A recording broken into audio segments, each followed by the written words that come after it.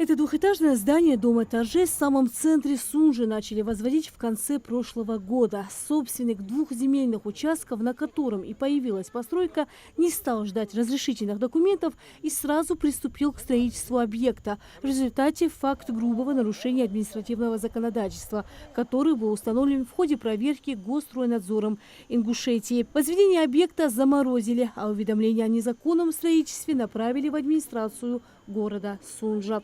Мы сейчас находимся на площади перед Домом культуры, города Сунжа. Здесь сзади нас располагается объект строящееся здание, это Дом торжеств. Дом располагается на территории двух земельных участков. Ранее на этой территории находилось кафе и магазин. Собственник этих двух участков снес эти два здания и начал строительство Дома торжеств. На земельные участки, собственно говоря, документы в наличии имеются, право собственности.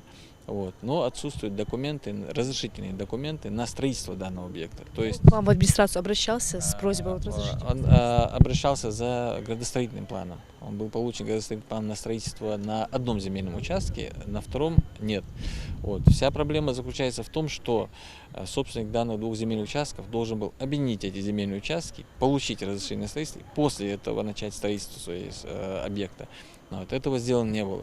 В связи с этим в настоящее время прокуратура Сунжинского района обратилась в суд по данному факту. Также администрации направлены обращения в Следственный комитет и в МВД для установления факта наличия уголовного или иного правонарушения.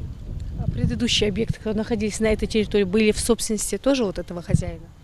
В собственности у предыдущего хозяина.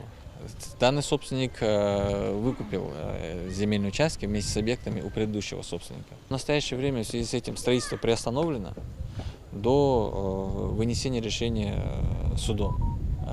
Прокуратура обратилась, как я говорил, в суд, и суд вынесет решение. Либо узаконить данный объект, либо снести. Исковые требования прокуратуры предъявлены, и работа в рамках действующего правонарушения ведется.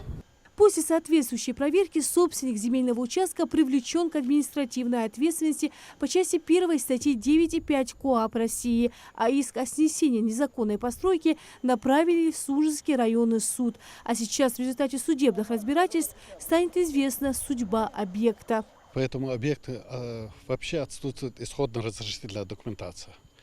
Мы, когда проводили проверку, не только на этом объекте, а таких объектов у нас по республике выявлено с 2022 года более 880 объектов.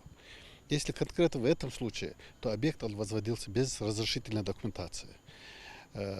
Материалы по данному объекту были направлены в администрацию для дальнейшей работы. Как мы сегодня видеть,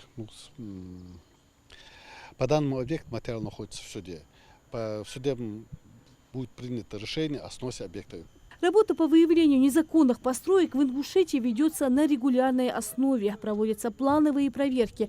Глава республики Махмуд Али Калиматов не раз отмечал, как важно строить в соответствии с законом, получив все правоустанавливающие документы. А будет ли объект снесен, установят в судебном порядке. Новости 24.